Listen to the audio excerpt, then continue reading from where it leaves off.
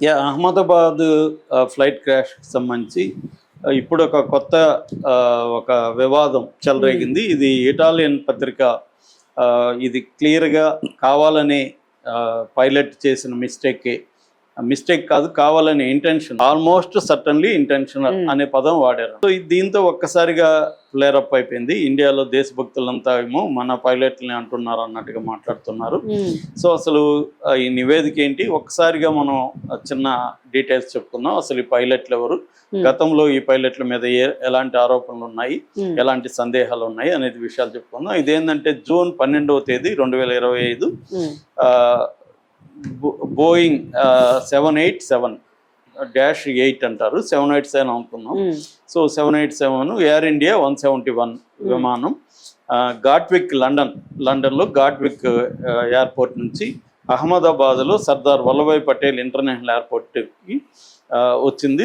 అది ఫ్లైట్ వెళ్తుంది, ఘాట్విక్కి వెళ్తుంది. అహ్మదాబాద్లో 8 గంటల 8 సెకండ్లకి ఇది బయలుదేరింది.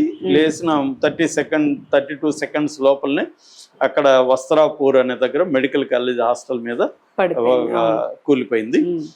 ఆ ఫ్లైట్లో 230 మంది ప్యాసింజర్లు, 12 మంది క్రూ సిబ్బంది ఉన్నారు. సో అందులో అంటే 242 మంది ఉన్నారు. అయితే ఒక్క రమేష్ అనే ఒక అతను మాత్రమే మిరాక్యులస్గా బతికాడు. 241 మంది ఫ్లైట్లో ఉన్న వాళ్ళు చనిపోయారు.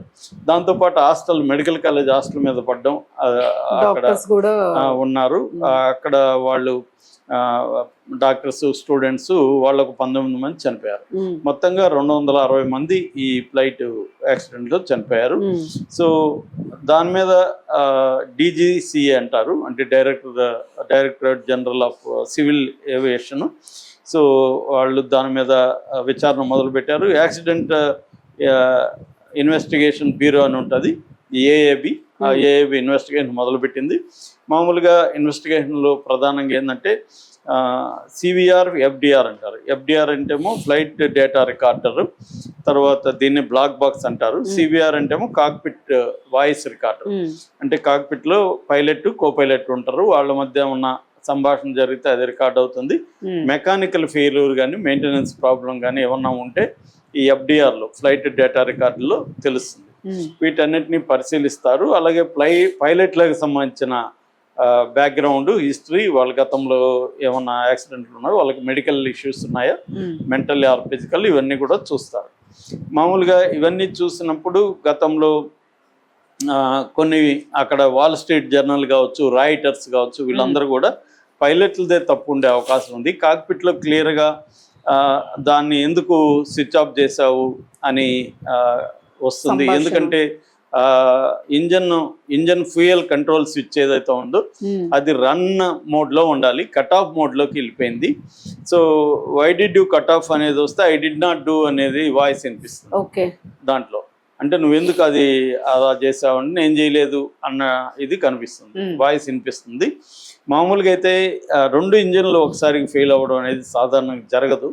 అలాంటిది జరిగిందంటే కావాలనే అది ఇంజన్లో ఇది చేశారు. దానివల్ల అది థ్రస్ట్ అంటారు, ఆ థ్రస్ట్ కోల్పోయింది, పైకి వెళ్ళే ఇది కోల్పోయి అది ఏం చేసినా ఇంకా కిందకి వచ్చేసింది. సో రన్ మోడ్లో ఉండాల్సింది కట్ ఆఫ్ మోడ్లోకి వెళ్ళిపోయింది అనేది ప్రధానంగా అప్పట్లో వాల్ స్ట్రీట్ జర్నల్, రాయిటర్స్ లాంటివి జరిగాయి అన్నమాట. సో అప్పుడే విమర్శలు వచ్చాయి. మళ్ళీ మన ఏవియేషన్ మినిస్టర్ రామ్మోహన్ నాయుడు లాంటి వాళ్ళు కూడా ఇదంతా అబద్ధం, ఇంకా ఇన్వెస్టిగేషన్ ఫైనల్ కాలేదు, జూన్ నాటికి, ఈ 2026 జూన్ నాటికి ఫైనల్ రిపోర్ట్ వస్తుంది. అంతవరకు పైలట్ల మీదనో ఇంకొకరి మీదనో నేరం మోపడం కరెక్ట్ కాదు అని మన వాళ్ళు చెప్పారు. అయితే ఇప్పుడు ఇటాలీకి సంబంధించిన ఒక పత్రిక, కొరియరే డెల్లా సెర్స్ అనే పత్రిక క్లియర్గా ఏం రాసిందంటే ఇది పైలట్ల తప్పే, పైలట్లు ఆల్మోస్ట్ సర్టన్లీ ఇంటెన్షనల్, అంటే కావాలని ఇంటెన్షనల్గానే స్విచ్ని ఆఫ్ చేశారు, రన్ మోడ్లో నుంచి కట్ ఆఫ్ మోడ్లోకి తీసుకురావడం అనేది వాంటెడ్లీగా చేశారని చెప్తుంది.